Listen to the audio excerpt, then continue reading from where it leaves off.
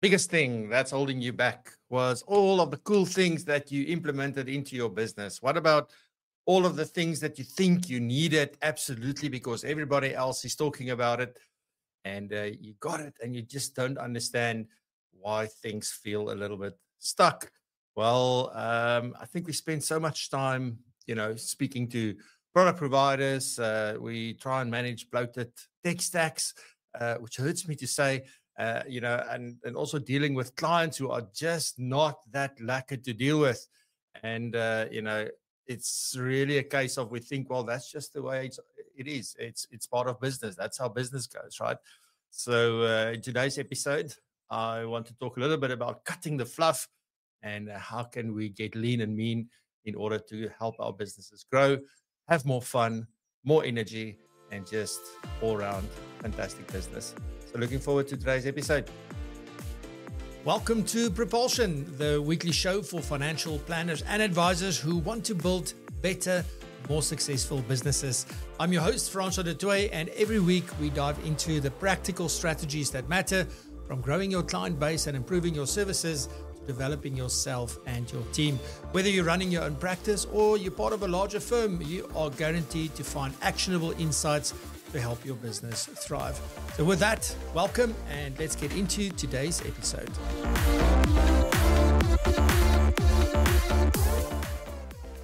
I think David said a lot of what needed to be said to set the scene for this, right? But I mean, at the heart of this, why are we talking about this? Is because we are sort of in a habit of adding things. We need this, let's add this.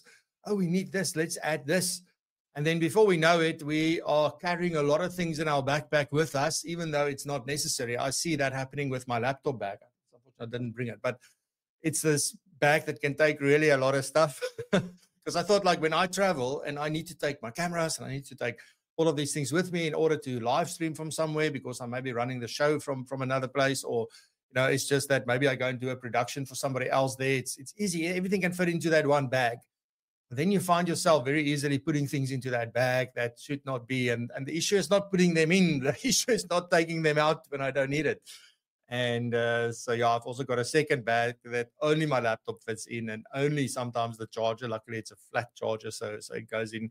And one little book, which I also didn't bring. But that's basically what fits in that bag. So that forces me not to carry things around that I shouldn't be carrying around. But that's really, I think, very illustrative of what we do in our businesses. And I'm definitely guilty of that as well, because we're so busy. We are so busy. Let's do this. And then somebody says, oh, but this is a problem. Okay, so let's get this. Let's get that. Yesterday, again, I invested into new software. Like, was using it, ran into a limit. And I went like, oh, screw it. I just bought the thing because we use it and I love it. And let's just do. So there's another piece of software, Juanita. You will see that on the bank account probably today. But that's how it goes, right? So we keep adding, and then we never, ever remove anything from that. And before we know it, it's just tough to manage everything. And there's so many processes, so many things to learn. And when somebody new joins the team, they have to learn all of this new stuff. And then they look at it and think like, I don't know why these people do it this way. So that's really important. So the leaner we can be, the more streamlined we can be, the easier it is. Right. I was listening. I just saw a video clip somewhere. What's the guy's name? So it's Lewis Hamilton, where they interviewed him. And he said if he is 1 kilogram heavier, then it makes, I don't know how many seconds difference on a lap. And he can't afford that. So because in that game, 1 second makes a massive difference. And, it's similar to that. So you just want to be as lean and mean as possible. And at the very least, I'm going to try and be lean and mean in my business.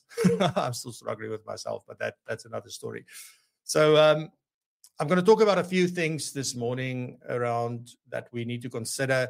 I think David touched on some of those as well.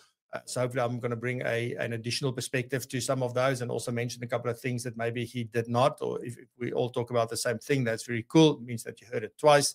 So very, very good. But there are common areas of fluff, right? And when I say fluff, I don't say it in a derogative way.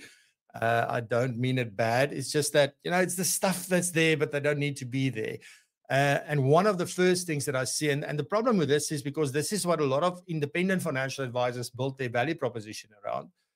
And this is the fact that I can look at all the companies. So for a very long period of time, especially before we had all this regulation and all these compliance requirements, maybe that was a great strategy. Let's have all these product providers. Let's offer you the world. You know, that's my value to you. It's not just one company. You come here, we can really find you the best. If that is still your value proposition today, that's actually the problem, not the fact that you have 6,000 contracts. Also, depends on the size of your business, right? So if you are a smaller business and there's maybe 1 or 2 or 3 advisors in that business, it makes sense for you to just have a few contracts. But the bigger the team grows, so if you're building a bigger business with more financial advisors, then you are going to need these. Like I spoke to a business the other day, they've got over 220 contracts, but they are a massive business. They've got like 400 advisors who work for them.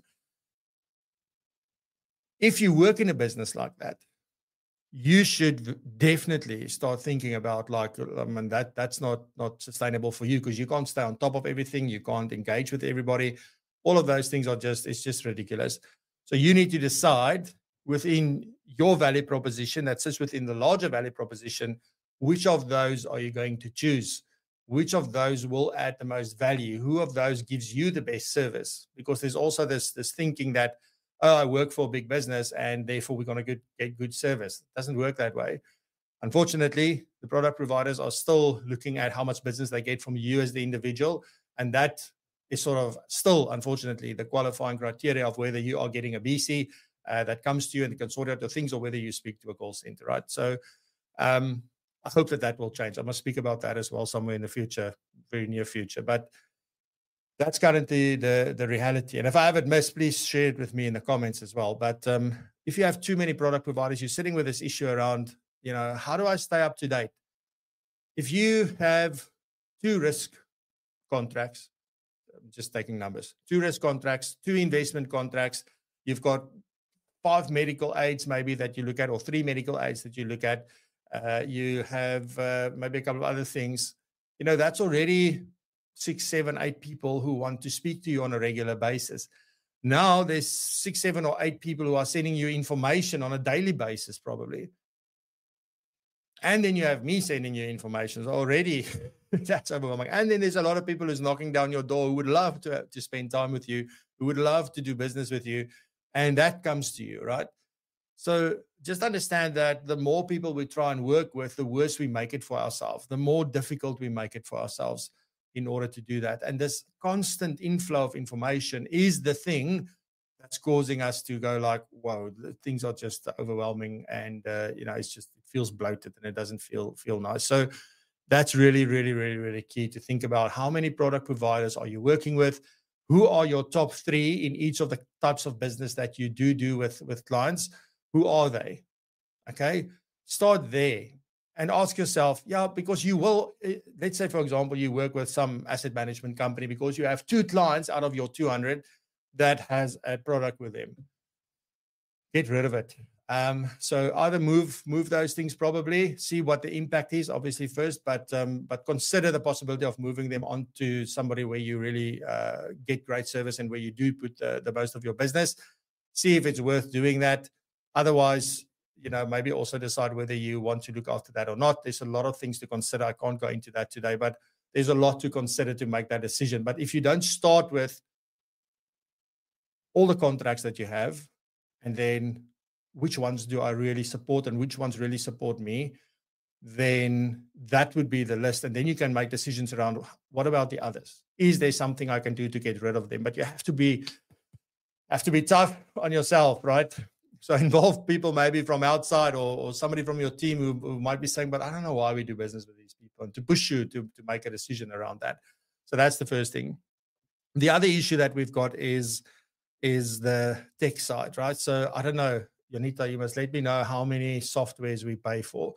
But it's a long list, right? I promise you, it's probably on a report. If you think about the accounting reports, it's a list like this. But I mean, that is our main expense apart from our salaries. It's even more than the rent we pay for our office, but it is how we run our business. So for me, it's an enabler. It means that every time I go through it and I look at it and I say, do I use this? Freaking hell, yes. There's not one piece of software we have at the moment that I don't use, if not on a daily basis, on a weekly basis. Some of those things are there because they make certain automations possible for me. And even though I might not be physically engaging with that software, it's software that enables another thing to take place. So it's critical for the process, and I'll pay for that. But there's also lots of other things that we've went and like, nah, we're not going to use this. We thought it was cool. We're not going to use this. We're not using it. And then we cut it. So you've got to do those things quickly. Don't let these things fester, right? Don't let them get babies, if you will. Like just always be looking at your tech stack on a, if not on a monthly basis, at least on a quarterly basis. And again, the same as with your product provider. Am I using this? And for some of you who are in a bigger business that provide all of these resources and infrastructure and kinds of things, you need to understand what is at your disposal, because you are probably not paying for those things directly. So are there opportunities for you to actually use some of the tech that's available that could make a difference? Do you have discussions with the product providers directly to figure out what you need? Again, this week, a little bit off the point. 3 different people wanted to talk to me about CRMs, and that they just made a move, but now they're not sure. Now they want to, these are common problems that everybody has. So don't think that you are unique and that's only you that doesn't know, right? But you've got to speak to somebody to start figuring out how you can do that. So far we've spoken about the product providers. Also then the bloated tech stacks, it's another one. But then, right, the real, where the cut the fluff comes from, by the way, is like I talk about cutting the fluff when you are getting rid of clients who are not a good fit for you and your business. And again, I don't mean fluff in a bad way. It's just that it's those people that are really like, you really don't enjoy working with them. Doesn't matter how much money they have and how much income they generate for you. You despise working with them because it's draining. It's disruptive, it's not an enjoyable thing. They keep on just, causing problems for you. Doesn't matter what you do. They're never happy. Everybody else is happy. Look, if everybody in your business wasn't happy, then obviously you need to go look in the mirror. But if everybody's happy and there's 1 or 2 or 3 or 5 or 10 people are just always causing issues, they're not treating you well, they're not treating your staff well, they are not a good fit if you didn't realize, right? So those are the main fluffs that I would want to get rid of as soon as possible. So that's something that we need to think about. But you can't just go necessarily always, depending on what happened, to just go away. We got to have a plan of how will we transition them somewhere else, to somebody where they might be a better fit. Sometimes just a change in relationship is enough for them to have a good experience somewhere.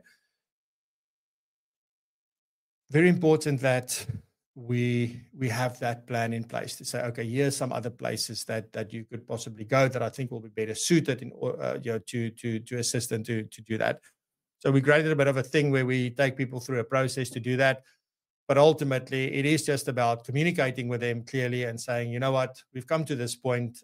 We don't think we're the best people to provide what you need and what you're looking for in the way that you're looking for it. But here's some alternatives that we can suggest to you, and that where you might get more value. And that's sort of then a way to start getting them. These are those difficult conversations that are not nice to have. And however they react, just always remember that's on them. It's got nothing to do with you. It's their own issues. Okay? Also, saying that, it's not lacquer. Okay? When somebody goes off and tell you how bad you are and it's the worst service they've ever experienced, it's not great to hear that, particularly if you know it's not the truth. But let them say what they want to say. Once they're out the door, and it's done and dusted. So think about those clients. And I can promise you, if you make a list of clients that you absolutely love working with, if you have a list of your entire client base, and even you know how much income you generate from each one of them, if you then sort of start saying, well, okay, so with these clients, just look at who do you love working with. Forget about how much money you make from them. But when the phone rings, are you happy to pick up the phone? Do you answer the phone every single time? Is it a great meeting when you have one? Or is it this excruciating? And just measure them, right? So there will be the people that you love working with, and there's going to be lots of people whom it's not bad, it's not good, it's just, and then there will be a list of people who you're going to go like, no, don't want to. All the franchises of the world, don't want to deal with them. So that's what you want to look at. Now, those are the people that you want to cut. And it doesn't matter how much money you make from them, right? Or if it does matter, you need to have a plan of how am I going to replace that income? What is my plan to get another client in or to get business from another client I'm already doing business with in order to replace that income that I'm so-called losing? In my experience, the energy you get back, the freedom of your mind that you get back, the peace of mind that you get back by not dealing with them generates more business in any event. So it's just one of those things, right? So hard to have the conversation, but very freeing and very, very, very liberating from that point. So clients who aren't a good fit is the other one. Then also, I think the other thing is non-core services. And it's not to say that we shouldn't do non-core services. There's so many people like they start and do tax for people and they start want to offer accounting for people. But in many cases, you're the financial planner and advisor, but you're also now the tax practitioner. Okay.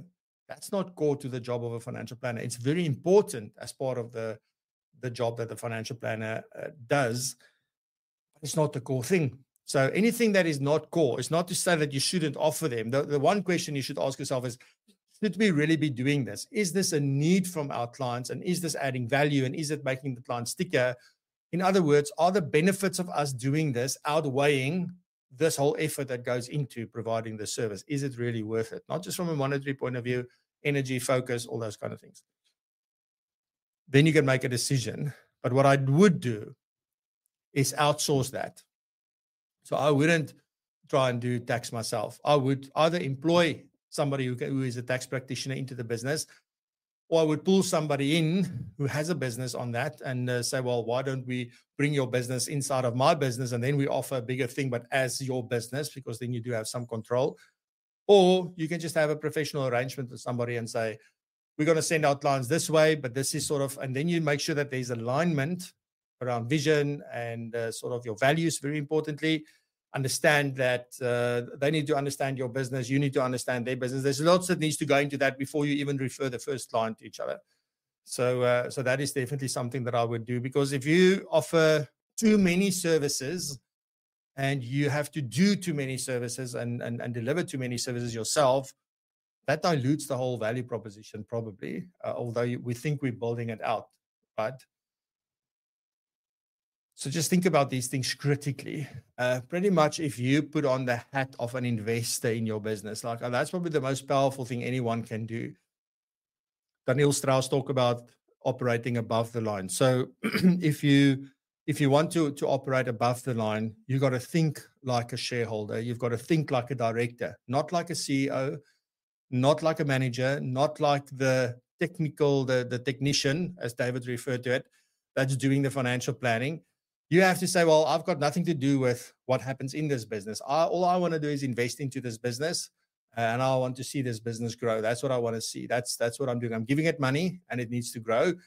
And then, what decisions would you then make if that was the role that you played and you were not the financial advisor in that business? How would you tackle that? So that's a very important thing to say. Well, we should be doing this. We shouldn't be doing this, because it just takes a little bit. It's funny how it takes you a little bit out of the situation and gives you a bit of perspective. And then obviously, talking to others as well does help that, because people who come from the outside will obviously just look at something and go like, I don't know, why are you doing that? Explain to me why. And the fact that they're asking that is already a good indication around, why is this happening? Just on that note, if you do go that route, just be open to the feedback, right? It's like asking clients in a survey for feedback, or how did you rate our service? And then the ones who don't rate it great, you feel very offended and you feel almost like you get misluck, right? So you're a failure, and it's not lucky to hear these things. It's not nice, but at the end of the day, it is a really important one. Okay. There's some other things as well that we can definitely have a look at. I'm not going to talk too much about them, but I do want to share with them. And I think David also mentioned maybe one or two of these, but 3 things that there's also wastage that goes into the business, right? So that's overlapping roles. So you have 2 people who pretty much do the same thing, or to a large degree do the same thing. So it means that, is that really necessary? And obviously for continuity, they might say if you have 2 admin assistants, you want both of them to be able to do the same thing. Maybe your client base is so big that you need 2 people to help and support that. And some work with some of the clients and the other one works with other clients. That makes sense. But critical, go look at the roles of the people in your team and see where there's overlap.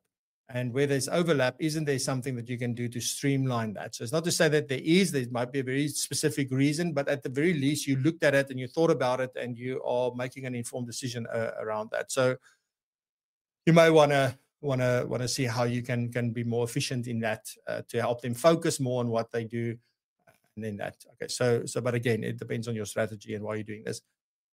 Then something that I see a lot when we do look at, I don't do this a lot at the moment. We are building capacity to be able to do this more. But in the businesses where I have looked at their workflows and things and where we want to automate that, I mean, we always start off with a visual sort of workflow to see what happens and where are the checkpoints and all of those good things to be able to see which parts should you automate and could be automated and which parts could be automated but shouldn't be automated. Yeah, and then you find like every so many steps the financial advisor needs to first check before things go out. I'm like, why? No, because once there's an email that went out to the wrong client and it caused a lot of issues. Now I check every single thing. So that's an overcomplicated workflow on the one hand. The other thing is when we build too elaborate workflows. So we see this in automation. I'm going to show you this at the event as well. I see this a lot on LinkedIn and YouTube and everywhere. People are like, oh, you look at my amazing automation that I build, and it's this elaborate thing. It looks like a mind map that almost looks like the Milky Way. But that's not a good way to do it. And sometimes we do that in our business. You want to take one thing and get everything into that one workflow instead of having smaller workflows that in some way relate to each other or connect to each other. But by breaking things down, it's easier to see where we can make changes and maybe remove steps. And again, building workflows a lot of the time should be about removing steps and not adding steps. So every time you review, you must ask, what one thing can we stop doing? What one thing can we remove? And the more you do that during the course of a year, 2 years, 3 years, 4 years, 5 years, the leaner and the more easier those workflows become. Also, remember, we deal a lot with the workflows that the product providers give us, right? And we never question them, but we should definitely say, well, why this way? What's happening here? Because often they also just know what they're doing because they've done it that way forever. And it's not easy to change that. They're not going because I say something they're going to change. But don't make that same mistake in your business. So that's important. And then a big thing, and this is something that we do regularly. Jonita does it more than me, but I often then get a list of things and say, do we still need this? Do we need to still pay this? So look at your subscriptions, your memberships, and things like that. Because paying for something means nothing unless you use it. Doesn't matter. If you're a member of Propulsion, you should be intricately involved. You should engage. You should attend the sessions. You should be at the events. I mean, you won't get more and better value than that. You can't beat it. You won't be able to beat it anywhere else. When you're part of the community, the friendships you make, the networks you build, the support you get, you can't beat that. There's no way that you can beat that. But if you pay and you're always too busy, you never put things into your calendar, then guess what? You're not getting value. Don't pay for it. Okay? That's the most important thing. We're not a gym, for example. Like I'm not Virgin Active who want you to pay and not come to the gym. I don't want people to pay if they're not getting value, if they don't make the time, if they don't involve themselves in what it is that we do, for example. The same with the FPI. If you're a member of the FPI, you know, there's lots of benefits. There's a lot of value in their value proposition. But what are you doing to make use of that? Or do we just complain because we have to do CPD? So it's all those kinds of things, right? So if those things are more distraction for you, then don't do them. Like, it's simple. So you've got to look at those kinds of things as well. So you want to eliminate those little hidden expenses and things you think you do need, but you're not actually using it. So I think, again, latching on to what was said earlier, you know, you want to look at what are the key areas where you can look. And I think I shared those today. So look at the number of product providers you work with, look at your bloated tech stacks, the clients who are not a good fit, as well as your non-core services. And then also, in addition to that, look at the things that are, you know, overlapping roles and also unnecessary meetings. Like all of these things, let's have a meeting, but you could have sent me a message. Like, why do we meet? So you really got to have a good reason for a meeting to do that. Also your overcomplicated workflows, and then obviously also your unused subscriptions and things. So start there. Look at what you can go first. Start with one thing, two things. Once you experience that, you're going to be very happy that you started doing that. But also in the process, don't do this by yourself. Get input from clients, get input from your team, because they will really give you some honest and valuable feedback as well. And just be open to getting that feedback. So I think that's really as much as I can say about this. And I'm keen to see what you shared in the comments. So ladies and gents, on that note, thank you so much for joining us. My guest next week is Charlotte Kemp. She's a futurist, and I'm looking forward to talking with her. And we'll share some more on Monday about exactly what we are talking about. But looking forward to that. Also, remember the podcast comes out tomorrow. And on that note, have a fantastic weekend. Thank you very much. Stay safe, be blessed, and prosper. And continue to raise the bar. And always, always, always stay curious. See you next week. Thank you very much. Love you. Bye-bye. Thanks for joining us on Propulsion. If you found value in today's episode, then there's plenty more where this came from.